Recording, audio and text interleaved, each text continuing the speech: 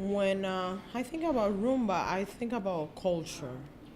I think about a community of affection. I think about the power of music as a bridge that connects, people from all over, and especially Cubans, from both shores. Think about rumba also as a spiritual, place of encounter, but also as a place of joy and, place of connection. Well, the warm music will heat up any cold climate. It may not make the temperature on the thermometer rise, but it will cause an interior feeling of heat coming from the listeners in the auditorium or concert hall. And that holds true not only here in Providence, but wherever there's cold weather. And it's nice to see that music kind of evolving into being much more appreciated and much more common to the world at large, as opposed to just to us who know it so well and love it so much. So it's really exciting, and to be in the middle of the heart of America, really, and you think about where we are, and to be doing this, it's absolutely incredible. And when I first heard Latin music by accident in Birdland, when I think it was Cal Jader, and it's just something that hit me that you can't explain it. This feeling that never went away. I just love that music. You can't intellectualize it. You can't. It's just you fall in love with it. World music is the inability to call music that comes from different music with folkloric origins that comes from different corners of the globe, and sometimes has influences from different countries in it. Fusion music, not fusion in the sense of acoustic mixed with electronics, fusion in the sense of the fusion of cultures. Cuba is a fusion. We can't deny that. There is no such thing as this pure Cuba of white Spaniards from Isla Canaria or anywhere else for that, or the Gallegos or anybody else. Okay? No such thing.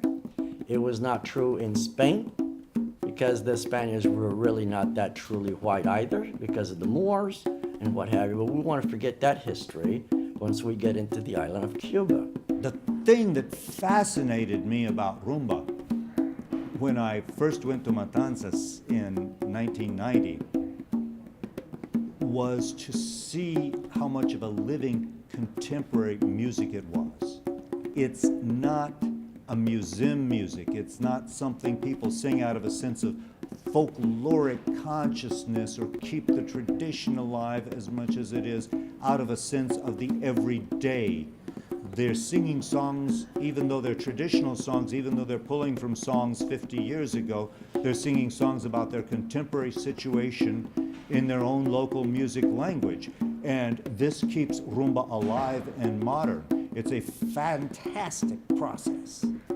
The other thing I can say is that, my natural sort of instinct is, big tent, man. Like, oh yeah, let's, just include. And the more ingredients, the better, Yeah, sometimes that doesn't work, Sometimes it's a mess. But sometimes, good things bubble up. I don't know. I've never met anyone like Rich. He's unique. He's one of a kind. He's such a great spirit, such a huge fan of the music, and so respectful of the music. He's a facilitator.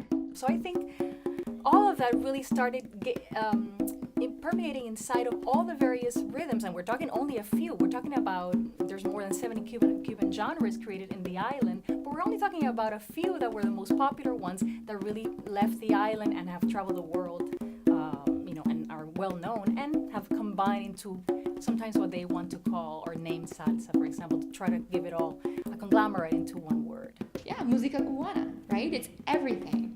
And I think I love the idea that we're going to stick with that term for what's happening. Not that this is jazz, not that this is Afro-Cuban music, not even, timba, lo que sea. It doesn't matter. Funk. It's all of those things. It's música cubana because that is what música cubana has always been. absolutely everything that Cuban musicians can get their hands on and mix together.